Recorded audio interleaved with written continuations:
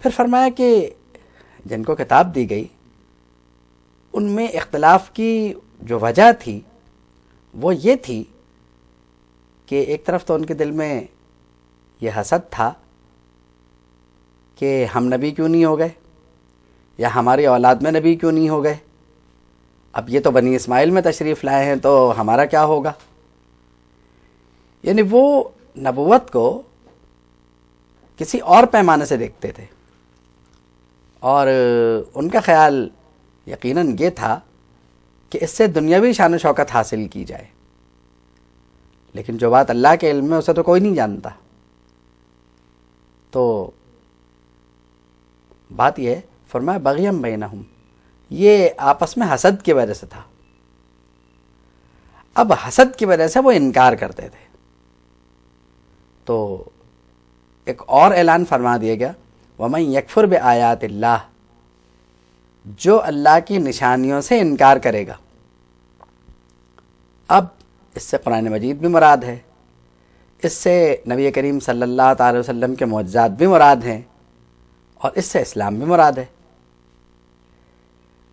اور پھر یہ بھی کہ ان کے لیے یہ بات کوئی نئی نہیں تھی، ان کی کتابوں میں جناب رسالت مآب صلی اللہ تعالی علیہ وسلم کا تعارف موجود تھا، یعنی اپنی کتابوں سے بھی وہ یہ بات جانتے تھے کہ ایک نبی اس طرح تشریف لائیں گے، یعنی یہاں تک کہ حضور کا اسم گرامی تک موجود تھا۔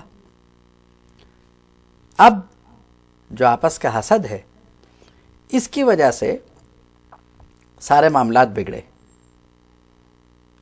اگر وہ نبی کریم صلی اللہ تعالی علیہ وسلم کو اپنی کتابوں کے مطابق بھی مان لیتے تو کوئی ایسا مسئلہ نہیں تھا، اور یہ ہو جانا چاہیے تھا۔ اب یہ دیکھا جائے کہ اوت الکتاب میں کئی لوگ ہیں، اوت الکتاب میں ان کے عوام بھی تھے، اور اوت الکتاب میں ان کے علماء بھی تھے۔ تو علماء تو یہ بات جانتے ہی تھے، عوام سے وہ چھپاتے تھے، اور ان لوگوں نے جس مسئلے کو عام کیا وہ یقیناً یہی تھا کہ یہ نبی تو بنی اسرائیل کی بجائے بنی اسماعیل میں تشریف لے آئے، تو اب کیا ہوگا۔ تو انکار کی وجہ جو تھی وہ غالباً بنیادی طور پر یہ حسد تھا کہ یہ نبی ہمیں تشریف کیوں نہیں لائے۔ تو یہ بھی اعلان ہو گیا کہ جو اللہ کی نشانیوں سے انکار کرے گا اور جو نبی کریم صلی اللہ تعالی وسلم کی پیروی نہیں کرے گا تو اللہ پھر بہت جلد حساب لینے والا ہے۔ فَإِنَّ اللَّهَ سَرِيعُ الْحِسَابِ، اللہ بہت جلد اس کا حساب لے گا۔ اس کے بعد ایک بہت اہم اصول ارشاد فرمائے گا۔ عام طور پر آپ بھی دیکھتے ہوں گے کہ بہت سے لوگ اپنے موقف پہ اڑ جاتے ہیں، اور خواہ یعنی بحث و مباحثے کو آگے بڑھا دیتے ہیں، جس کی وجہ سے ایسا اختلاف رائے پیدا ہوتا ہے جس سے خون خرابے کا امکان پیدا ہو جاتا ہے عام طور پر۔ تو اللہ رب العالمین نے ایک اصول یہ بیان فرمایا کہ جو بہت زیادہ بحث کرے اس کا جواب دینے سے زیادہ بہتر یہ ہے کہ ان کو مطمئن کرنے کے بجائے ان کو ان کے حال پہ چھوڑ دیا جائے، کیونکہ آپ کا کام تو پورا ہو گیا، آپ نے تبلیغ کر لی، انہوں نے قبول کیا نہیں کیا یہ اب آپ کی ذمہ داری نہیں، یہ ان کا مسئلہ ہے کہ انہوں نے اسے قبول کیوں نہیں کیا۔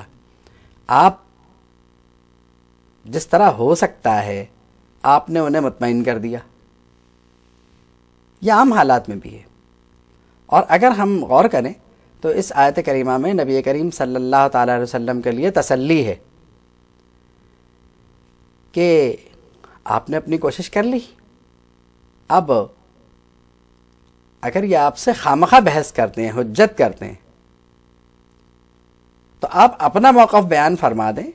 فَقُلْ أَسْلَمْتُ، آپ فرما دیں کہ میں نے اپنے منہ کو اللہ کے بارگاہ میں جھکا دیا، اور اس کے بعد جو میرے پیروں ہیں انہوں نے بھی یہی کیا۔